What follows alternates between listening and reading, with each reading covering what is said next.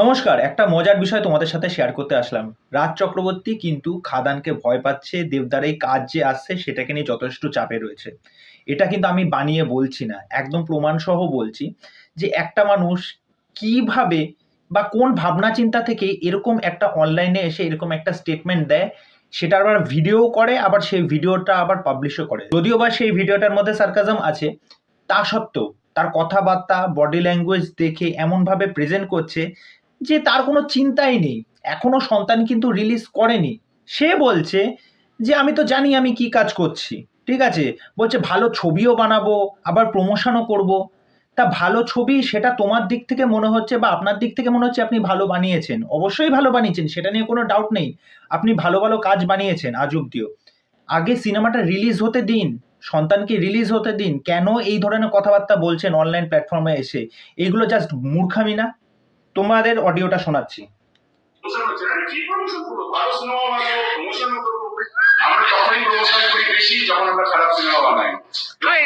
আমরা প্রমোশন তখনই করি বেশি যখন আমরা খারাপ সিনেমা বানাই। তাহলে এই লাইনটা দেখে কাকে টার্গেট করছে বুঝতে পারছেন?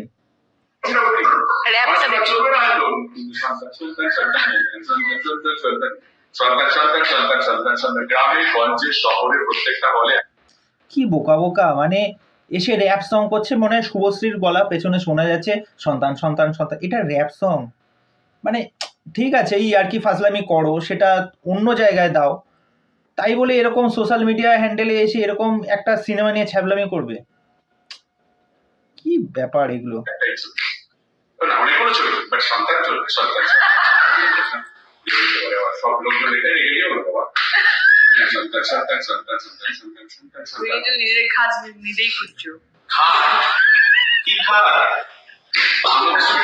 শুভশ্রী গাঙ্গুলি নিজে বলছে তুমি কিন্তু নিজের খাত নিজেই খুঁড়ছো।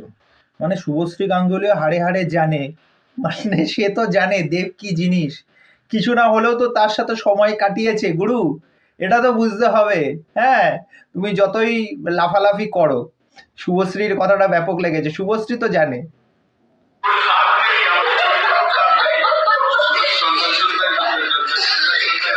ফলো করুন আনন্দবাজার অনলাইন।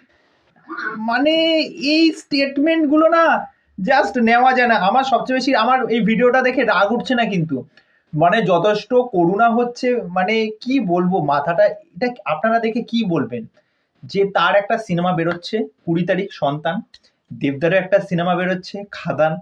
তাহলে এরকম একটা ভিডিও, এরকম একটা স্টেটমেন্ট দেওয়ার মানেটা কি? ভেতরে জেলাস জেলাস ফিল হচ্ছে। এটা তো এটা যে কোনো লেভেলে মানুষ বুঝতে পারবে, একটা জেলাস ফিল করছে। জেলাস ফিল থেকেই তো এই কথাগুলো আসে। না এখন বলবে যে না না আমার দেবকে নিয়ে কোনো জেলাসি নেই, ওর সিনেমা ভালো করুক, ওর সিনেমা ভালো রান করুক, ব্যবসা করুক, ইয়ে করুক। এবার বুঝতে হবে, শুধুমাত্র আমি রাজ চক্রবর্তীর এই বিষয়টা বলছি না, অনেক সিরিয়াস নোট, এসবিএফও কিন্তু আছে।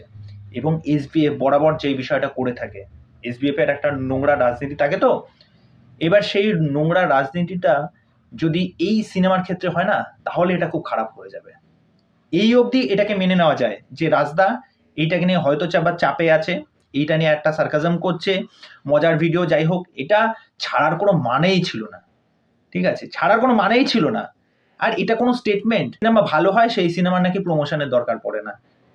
এটা কোনো কথা? মানে আমি না অবাক হয়ে যাচ্ছি, মাথাটা সত্যিই গেছে। সকালবেলায় মনে হয় মাথায় ফাথায় গ্যাস চড়ে গেছে।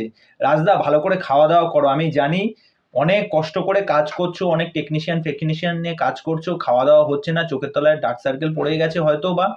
একটু ভিটামিন বি নাও, সকালবেলায় লেবু, ঠিক আছে, গরম জল, একটু মধু দিয়ে খাও। ঠিক আছে, রিকোয়েস্ট করছি এই ধরনের স্টেটমেন্ট এসে বা মানে খিল্লির পাত্র হও না, এটাই বলবো। কেননা পরবর্তীতে তুমি দেবদার সাথেও কাজ করবে, মিঠুনদার সাথেও কাজ করবে, এই ধরনের স্টেটমেন্ট এসে দিও না। এটাই হচ্ছে বলার।